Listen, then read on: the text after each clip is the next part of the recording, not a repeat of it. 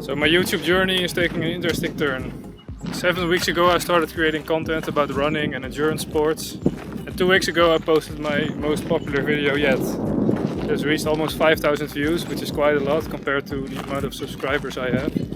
And in that video I was running here and I was talking about how I try to avoid running injuries. One of the things I told was this. Now when I say avoid, I mean try to avoid, because there will always be a risk. I'm glad I said that, because this week I didn't run. On Monday I had pain in my shin that I didn't want to mess around with, so I didn't run for the whole week. And this video is a good moment to share how I deal with injuries, how I try to not get crazy when I can't run. This week is a good opportunity to reflect on the reason why I call this channel Seek Endurance. It's not about running in the first place. Seek Endurance is about mindset, creating a strong and resilient mindset so that I'm ready for whatever life throws at me. In that sense, not being able to run is a really good opportunity to test that mindset. So I use running as a means to create a mindset.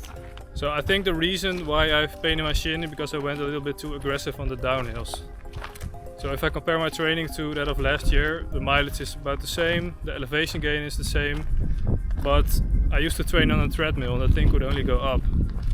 So here obviously I have to go down as well because I'm not on a treadmill. And I think my body just wasn't really ready for the amount of downhills I did. So I think that's the problem. I'm pretty sure it's not a bone issue, so that's good news. So I don't expect it to take too long to recover, but I will just take it easy till the pain is gone. Now I have been injured before and I used to get crazy when I was injured. I would tell myself that I would stop running completely, that I wouldn't want to take the risk anymore. Over the years I created some protocols to help me stay calm up here. So the first thing I do is feel sorry for myself. Maybe that sounds contradicting, but I give myself 1 or 2 days to feel sorry for myself, to feel sad about not being able to run. And I do that on purpose because it helps me to move on naturally, because if I just allow it, the feeling to overwhelm me, then I will get sick of that feeling and I want to move on because I realize that it doesn't help me in any way. And I also realize that running is just a means to an end, and that not being able to run is sometimes an even better means to that end, to create that strong mindset. Second thing I do is looking at the bigger picture, putting things into perspective. And for me that means reading in the Bible. I try to read in the Bible every day, and this is not really meant to be an apologetics video, but it's just part of my experience and a big part of how I deal with troubles like injuries. So there's one verse in the book of Job that always hits me when I read it. So if you don't know the story of Job, he was described as an upright man and he also had a lot of wealth. And at some point the devil wants to test him, because when you are wealthy it is easy to be thankful to God and to live a good life, to not sin, to not get angry, to not get upset.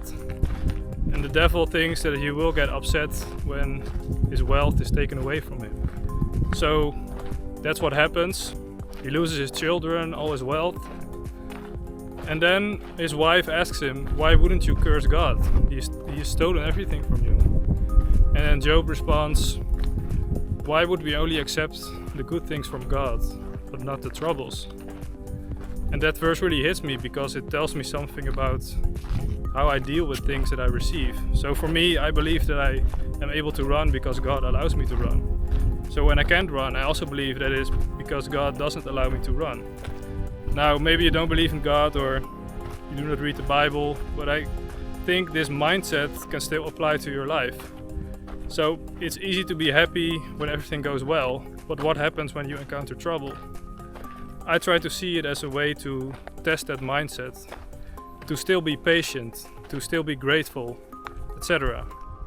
The last thing I do is that I shift my attention to other things. So what I do is I read a lot of books, just spend time on the things that interest me. So this week, for example, I read a book from a guy named Ned Brockman. He ran across Australia from Perth to Sydney, which is around 4,000 kilometers, and he did that in 46 days.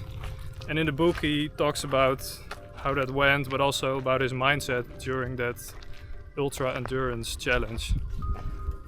Now, I've read all those books, those famous books about ultra endurance, from Dean Karnazes, David Goggins, Rich Roll, you name them. And somehow I'm so fascinated by those books that I read them all in one go, because it speaks to some part of me that I haven't fully discovered yet.